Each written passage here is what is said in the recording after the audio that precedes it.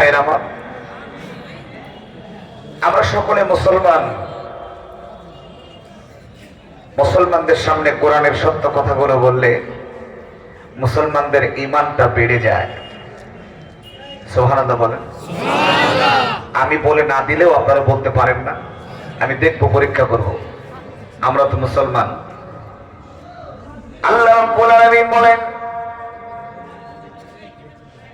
وَإِذَا تُلِيَتْ عَلَيْهِمْ آيَاتُهُ زَادَتْهُمْ إِيمَانًا وَعَلَى رَبِّهِمْ يَتَوَكَّلُونَ।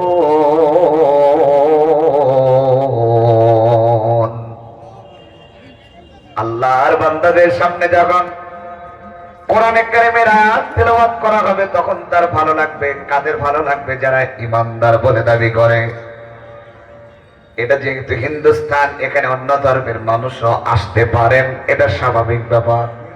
কিন্তু যারা মুসলমান দাবি করেন, বলেন তো ভাইরা, কোরআনে কারীমের তেলাওয়াত আপনাদের কাছে খারাপ লাগে না ভালো লাগে? কোরআনে কারীম তেলাওয়াত করলে মনে হয় যেন এখনই নতুন তেলাওয়াত নাযিল হচ্ছে।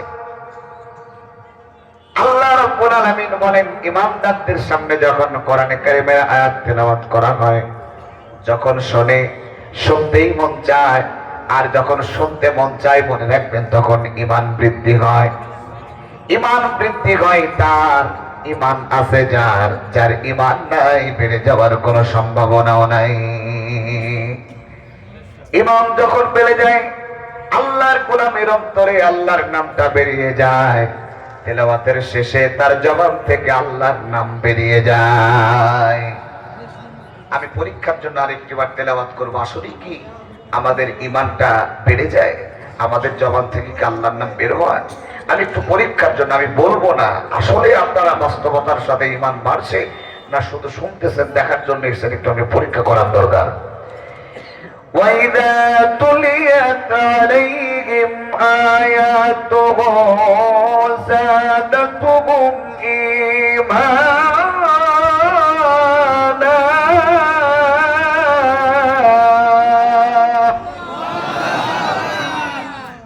মোটামুটি তেলাওয়াত করলে কি খারাপ লাগার কথা না? শব্দটাও জোরে বলতেছেন না?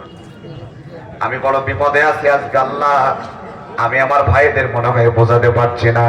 তেলাওয়াত করলে ঈমান বৃদ্ধি হয়, ঈমানদারদের জবানে আল্লাহর নাম শুরু হয়ে যায়। নারায়ে তাকবীর। আল্লাহ তাআলা বলেন, ঈমানদার বান্দার যখন ঈমানটা বৃদ্ধি হয়ে যায়, যতই কোরআনের আলোচনা শুনবে ততই আমল করার জন্য তার মনটা বারবার কোরআনের দিকে ফিরে আসবে। আর যারা কাফের, কোরআন যারা ভালো লাগে না, দুনিয়াতে যারা দুনিয়া করে চিল্লায়, বলুন তো ভাইরা, যারা দুনিয়া করে চিল্লায়, চেষ্টা করলেও কি তারা সারা জীবন এই দুনিয়াতে থাকতে পারবে নাকি? দুনিয়া থাকার জায়গা না রে, দুনিয়া থাকার জায়গা না। আপনি চেষ্টা করলেও থাকতে পারবেন না, আপনি ইচ্ছা করলেও থাকতে পারবেন না, আপনি চলে যেতে চাইলেও জোর করে যেতে পারবেন না, যতক্ষণ পর্যন্ত আপনার ডাক না আসে। ভাইরা আমার, বাবাজি আমার, দুনিয়া থেকে বিদায় হওয়ার পরে অন্য একটা জগৎ শুরু হবে, যেই জগতের নাম হলো বারজাখের জগৎ, এরপরে আখিরাতের জগৎ। এই জগৎগুলো আমাদের পাড়ি দিতে হবে। দুনিয়া থেকে আমাদেরকে বিদায় হতে হবে, যেতে চাইলেও যেতে হবে, যেতে না চাইলেও যেতে হবে। সুতরাং যেতেই যখন হবে, যাওয়ার জন্য প্রস্তুত গ্রহণ করেছেন তো? কত মানুষ আমাদের সামনে আসলো, কত মানুষ আসলো চলে গেল। আসার একটা সিরিয়াল আছে, আগে আসে দাদা, তারপরে আসে বাবা, তারপরে সন্তান। কিন্তু দেখা গেল কত সন্তান বাবার কাঁধে কবরের জগতে চলে গেল। ঠিক বললাম না ভুল বললাম? সুতরাং আসার একটা সিরিয়াল আছে ভাইজান, যাওয়ার কোনো সিরিয়াল নাই। কোথায় গিয়ে মরবো, কারা আমাদের দাফন করবে, তা কারা আমাদের পাশে বসে কোরআন পড়বে, কোন জায়গায় দাফন হবে, আমরা কিন্তু কেউ তা জানি না। ঠিক না বেঠিক? যেটাই হবে একটু জোরে বলবেন, তাহলে আমি বুঝবো যে আপনারা আমার আলোচনা শুনছেন, অন্তত ঘুম আসবে না। কারায় আমায় গোসল দেবে, কে আনিবে কাফন? কারায় আমায় কেঁদে কেঁদে করে দেবে দাফন? কারায় আমার পাশে বসে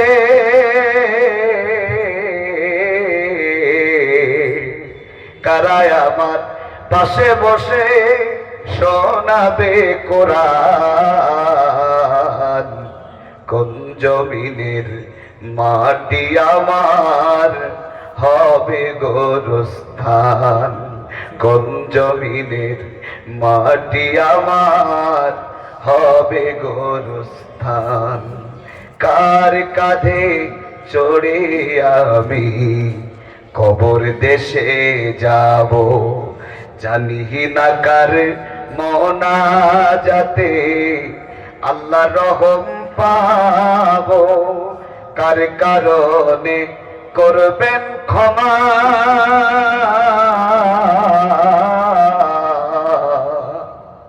কার কারণে করবেন ক্ষমা? আল্লাহ মেহেরবান। কোন জমিনের মাটি আমার হবে গোরস্থান? আস্তে করে বলেন মারহাবা। আস্তে বললে কি জোরে বলে নাকি ইন্ডিয়ার মানুষ?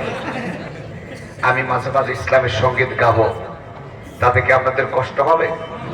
ভাই কথা বলেন। যদি কষ্ট না হয়, যদি ভালো লাগে, আল্লাহর রাস্তায় আপনাদের কাছে আমি কিছুই চাই না, টাকাও চায় না, ফুলের মালাও চায় না, চাই একটু মারহাবা। দেওয়া যাবে ভাই? আস্তে করে বলেন মারহাবা। ইন্ডিয়ার ভাইরা যদি এটা আসতে হয় তাহলে আপনাদের জোর এখন আছে ইনশাআল্লাহ। তুমি হাত করে বলুন মারহাবা। মাশাআল্লাহ। আমি আপনাদের জন্য দোয়া করি আল্লাহ তাআলা যেন আমাদেরকে জান্নাতে এরকম সুন্দর একটা জায়গার ব্যবস্থা করে দেন। বলেন আমিন। আর 10 মিনিট পরে মাঠে জায়গা দেওয়া যাবে না। অনুরোধ করছি ভাই, সামনে যতটুকু এগানো যায় আপনারা এগিয়ে আসেন আর জিকির করেন লা ইলাহা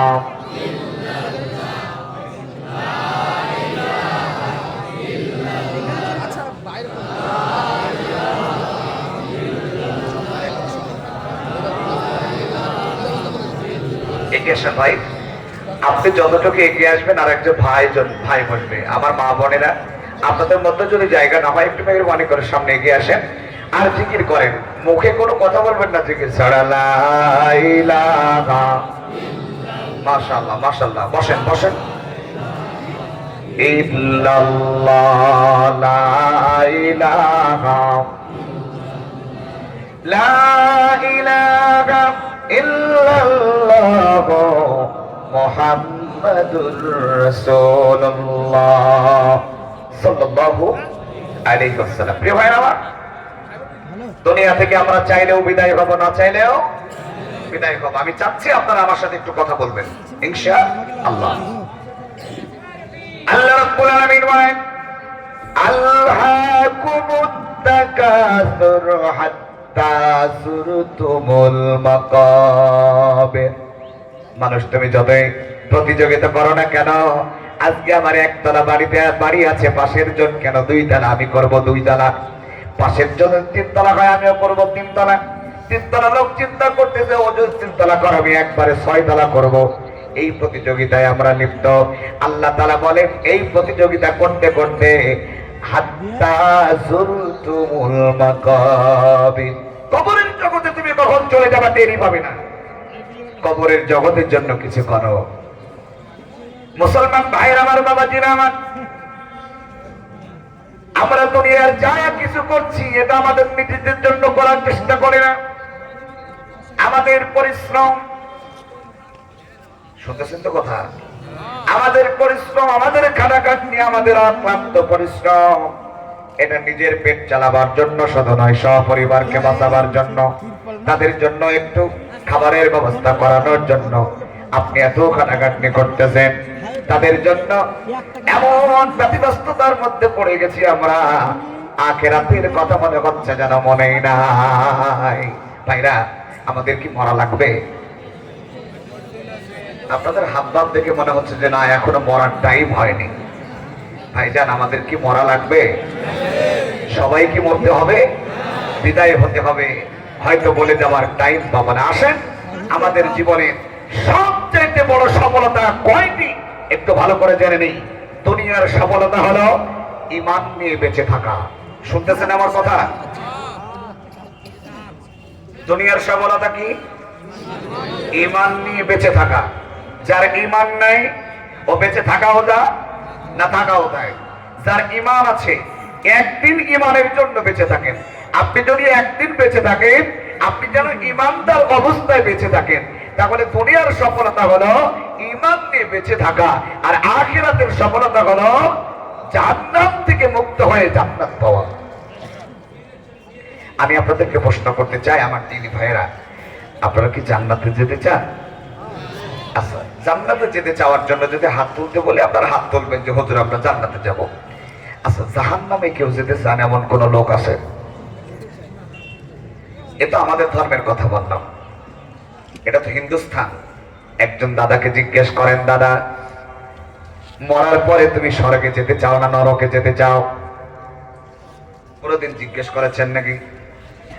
তারা বলবে দুনিয়াতে পড়ি আবার আখিরাতেও পড়বো, এটা কেমন হয়? তার মানে তারাও চায় পরকালে ভালো থাকার জন্য।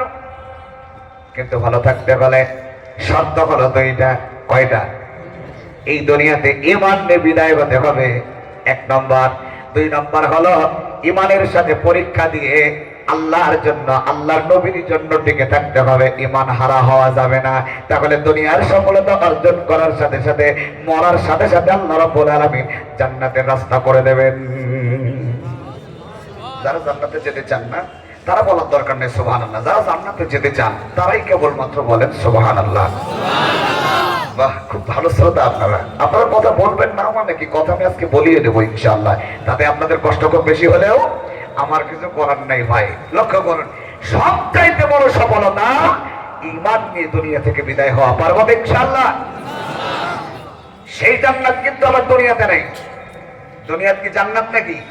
না, দুনিয়াটা মুমিনদের জন্য হলো জেলখানা। জেলখানা মানে কষ্টের জায়গা।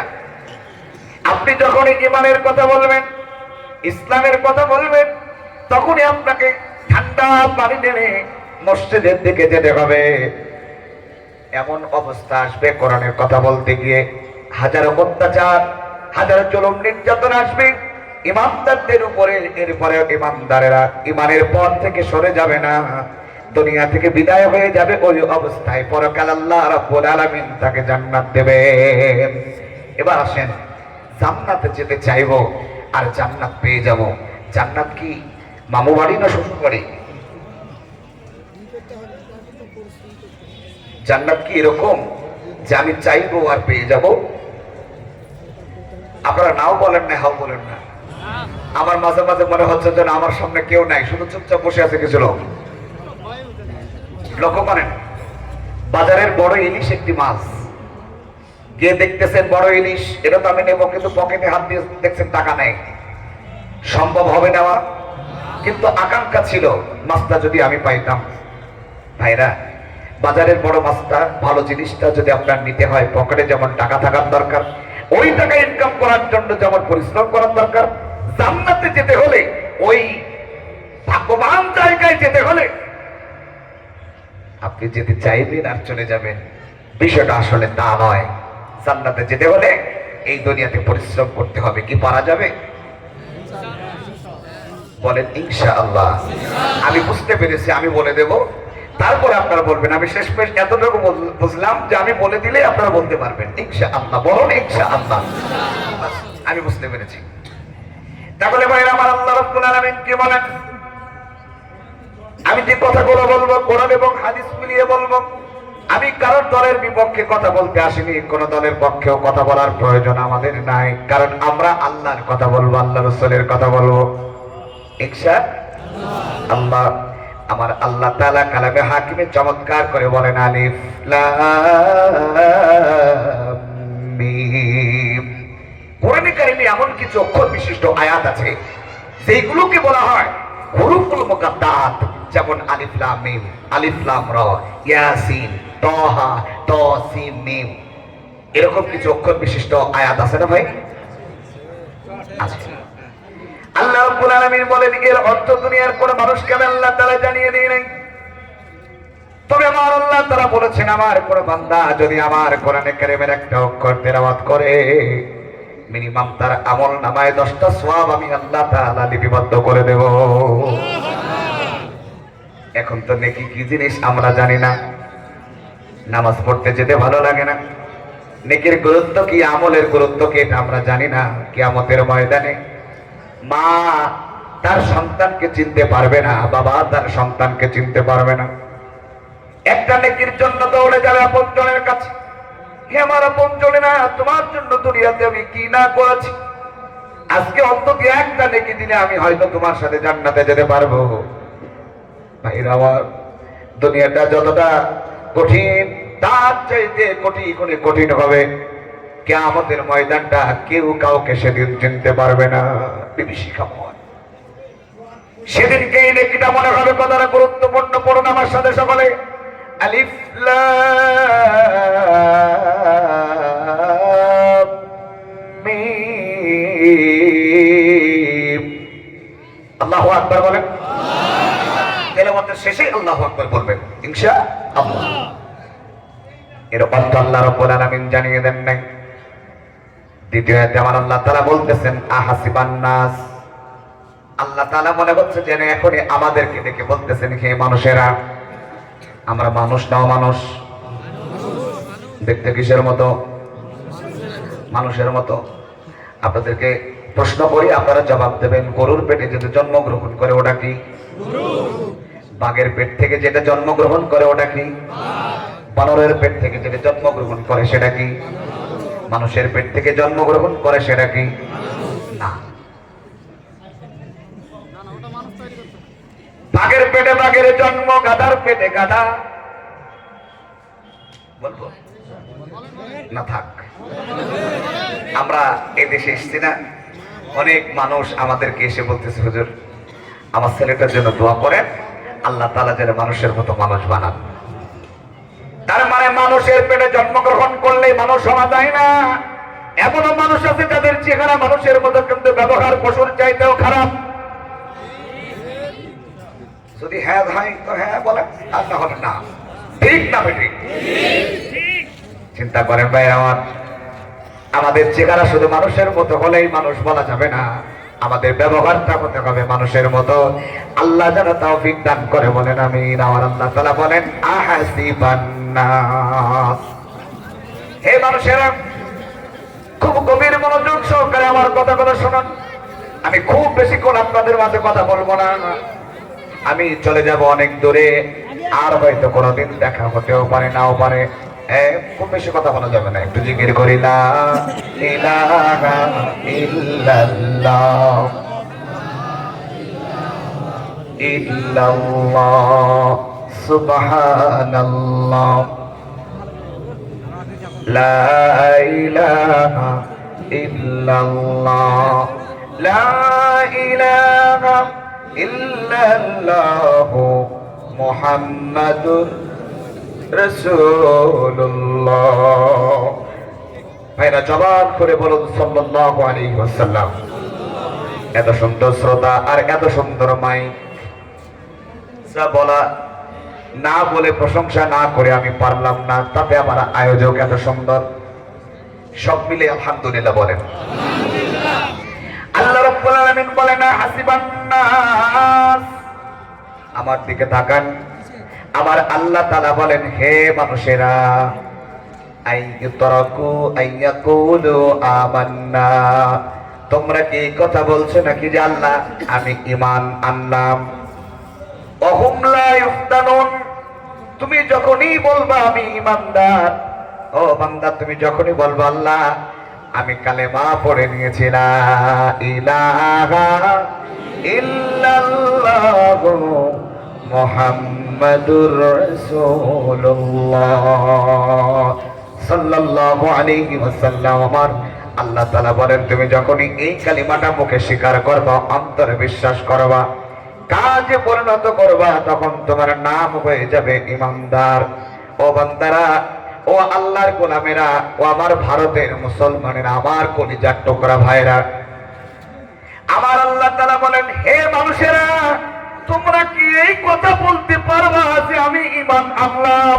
বুকে হাত দিয়ে বলেন তো ভাইরা, আমরা ঈমানদার না বেঈমান? একটু বুকে হাত দিয়ে বলেন, আমরা ঈমানদার না বেঈমান? আল্লাহ যেন আমাদেরকে কবুল করেন। আমার আল্লাহ তাআলা বললেন, অহুম লা ইফতানুন, তুমি যখনই বলবা আমি ঈমানদার, অবশ্যই বান্দা তোমাকে পরীক্ষা দিতেই হবে। পরীক্ষা দিতে হবে না, দেওয়াই লাগবে। পরীক্ষা না দেওয়া পর্যন্ত বাছাই করা হয় না। আর পরীক্ষা শুধু দিলে হবে না, পরীক্ষায় আবার পাস করা লাগবে। সুবহানাল্লাহ। এখন আমি আপনাদের কাছে প্রশ্ন করে জবাব দেবেন জোরে, পরীক্ষা দেবে কারা? ঈমানদারেরা। শিখিয়ে দিলাম না? আমার দিকে তাকান, শিখিয়ে দিলাম না? এবার জবাব দেবেন, পরীক্ষা দেবে কারা? ঈমান আনলো যারা। এবার আমরা আমাদের পরিচয় দিলাম যে আমরা ঈমানদার। এবার আমি প্রশ্ন করব, পরীক্ষা দেবে কারা? আপনারা বলবেন আমরা। ঠিক আছে? পরীক্ষা দেবে কারা? যেহেতু আমরা ঈমানদার, আপনার মুখ দিয়ে আমি বলিয়ে দিচ্ছি, আপনার দুই কারে দুইজন ফেরেশতা আছে লিপিবদ্ধ করছে। আগামীকাল ফজর যদি না হয়, জবাব কিন্তু দিতে হবে। ওয়াজ শুধু শোনা নয়, আজকে মহাবিপদ মনে করতেছেন। তাই যদি তাই হয়, আগামীকাল সকাল পর্যন্ত বাঁচবো। আমার প্রিয় মুসলমান ভাইরা একজন দাঁড়িয়ে বলেন তো, আমি গ্যারান্টি দিলাম আগামীকাল সকাল পর্যন্ত বাঁচবো। আরে যে জিনিস আমরা বানাই, এই যে মেশিন, একজন মানুষ বানাইছে না, এটার গ্যারান্টি ওয়ারেন্টি আছে। অথচ যিনি বানাচ্ছেন তিনার গ্যারান্টি নাই। ভালো করে বোঝার চেষ্টা করেন আমার তিনি ভাইরা। পরীক্ষা দেবে তারা, ঈমান আনলো যারা। আগামীকাল সকাল আমরা দেখতে পাবো কিনা জানি না। এখন থেকে নিয়ত করেন, আল্লাহ যে ভুল করেছে, আল্লাহ ওগো আল্লাহ, তুমি যদি মাফ না করো আমাদেরকে কেউ মাফ করবে না। তোমার কোটি কোটি বান্দা, তোমাকে রব বলে ডাকার অনেক আছে, কিন্তু আমাদের রব একজন। আল্লাহ তুমি যদি আমাকে মাফ না করো, আল্লাহ আমাদের যাওয়ার আর জায়গা নাই। আমার আল্লাহ তাআলা বলেন, কোরআন কারীম আল্লাহ তাআলা বলেন, ইল্লা মান তাবা ওয়া আমানা ওয়া আমিলা আমালান সালিহান ফাউলাইকা ইউবাদদিলুল্লাহু সাইয়্যাতিহিম হাসানাত ওয়া কানা আল্লাহু গফুরার রহিমা। জোরে বলুন আল্লাহু আকবার। আল্লাহ রাব্বুল আলামিন বলেন, হে বান্দা, তুমি যদি তওবা করতে পারো, আমার আল্লাহ কত দয়া বান্দাকে। আমার আল্লাহ তাআলা বলেন, ইল্লা মান তাবা, তুমি যদি ফিরে আসতে পারো, তওবা করতে পারো, ফিরে আসার পর তওবা করে তুমি যদি একবার বলো, আল্লাহ আমি ঈমান আনলাম। আমার আল্লাহ তাআলা বলেন, বান্দা তুমি ঈমান আনার সাথে সাথে সর্বপ্রথম আমি যেটা করি, তোমার জীবনের সমস্ত গুনাহ কাটা মাফ করে দিই। আমাদের তো গুনাহ নেই, আছে? আমাদের কি গুনাহ আছে? আরে কত চোখের গুনাহ করলাম, কত হাতের গুনাহ করলাম। আপনার গুনাহ সম্বন্ধে আল্লাহ আপনাকে ছাড়া আর কাউকে জিজ্ঞেস করবে না, বান্দা তুই কি করেছিলি। আল্লাহ রাব্বুল আলামিন বলেন, ও আমার গোলাম,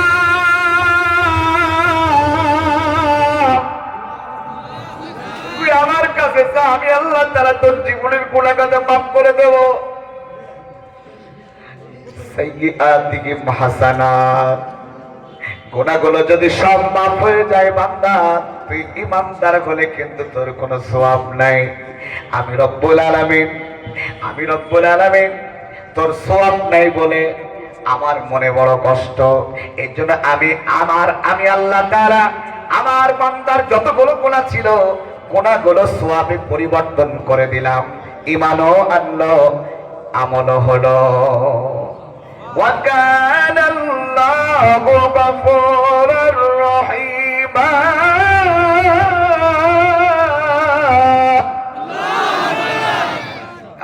আল্লাহর চাইতে দয়াবান আপনি কোথায় পাবেন? কোথায় পাবেন? আস্তে, মঞ্চে খুব বেশি কথা বলার দরকার নেই। আমার ভাইরা, আমার আল্লাহর চাইতে দয়াবান আর কেউ আছে? জোরে বলেন। আমার আল্লাহর চাইতে দয়াবান কেউ নাই। আমাদের এলাকায় ইসলামী সঙ্গীত গায় বেশি, আমিও মাঝে মাঝে গাওয়ার চেষ্টা করি। আমার আল্লাহর চাইতে দয়াবান কেউ নাই। আল্লাহ নিজে সুন্দর, তাই সুন্দর তার পৃথিবী। সুবহানাল্লাহ। আমার আল্লাহর চাইতে দয়াবান আপনি কোথাও খুঁজে পাবেন না। পাবেন? সুতরাং ফিরে আসবো কার কাছে? ইমানদার বলে দাবি করতে পারবো? বলুন ইনশাআল্লাহ। আচ্ছা, আমরা পারবো না, অন্য ধর্মের মানুষ পারবে? আমরাই কেবলমাত্র বলতে পারি আমরা আল্লাহর প্রতি বিশ্বাস করেছি, আমরা নবীকে কলিজা দিয়ে ভালোবাসি, আমার নবী ছাড়া জীবনে আর কোনো নেতৃত্ব দিতে পারে আমার কোনো নেতা নাই। আমার নেতা বিশ্ব নেতা বিশ্বনবী মুহাম্মদ রাসূলুল্লাহ সাল্লাল্লাহু আলাইহি ওয়াসাল্লাম। এমন নবীর উম্মত হতে পারাটা ভাগ্যের বিষয়। সুবহানাল্লাহ বলবেন না? কিয়ামতের ময়দানে সব নবীগুলো চেয়ে থাকবে আমার নবীর দিকে। সুবহানাল্লাহ, জোরে বলেন সুবহানাল্লাহ। আমরা সেই নবীর উম্মত। পাওয়ার কি একদম কম নাকি? এই পাওয়ারের জন্যই তো আমরা নামাজ পড়তে যাই না, ঠিক না? আমরা নবীর উম্মত, নামাজ না পড়লে কি হবে নাকি? হবে। নবী দেখা যান, একবার দেখা যান গো, মুরগি হারা বাচ্চা গো যেমন নবী হারা উম্মত তেমন। কোথায় গেলে পাবো গো নবী, নবী গো,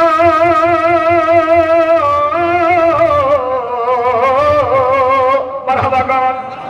কোথায় গেলে পাবো গো নবী, আপনারই সন্ধান গো নবী। দেখা যান, একবার দেখা যান গো। খুব বেশি কষ্ট দিলাম ভাই? জোরে বলেন আর একবার মারহাবা। এখানে শেষ নয়, আরেকটু আছে, বলবো না? দোয়া করে দেবো। শুধু চলছে ঘোষ চলছে, বেপরদাতে নারীও চলছে, ঘরে ঘরে চলছে টিভি, সদাই দেখে তারা ইংলিশ ছবি। মসজিদেতে যায় না গো তারা, মসজিদেতে যায় না গো তারা, শুনিয়া জান গো নবী। দেখা যান, একবার দেখা যান গো। জোরে বলেন ঠিক না বেটি? আজান হয়, মসজিদে যেতে আমাদের মনে থাকে না। যাই যাই, সপ্তাহে একদিন শুক্রবার। আছে না নাই? আমি আমার বাংলাদেশের কথা বললাম, ইন্ডিয়াতে তো হয়তো আলাদা হতে পারে। আমাদের এলাকায় সাপ্তাহিক মুসল্লি বেশি, আসরের নামাজে 5 জন। এরকম হয় কি হয় না? 1 কোটি টাকা খরচ করে মসজিদ বানাইছে। সুবহানাল্লাহ কোন? এই মসজিদের খোরাক কি? মুসল্লি পাওয়া যাবে তো? বলেন ইনশাআল্লাহ। নামাজে যেতে পারবো তো?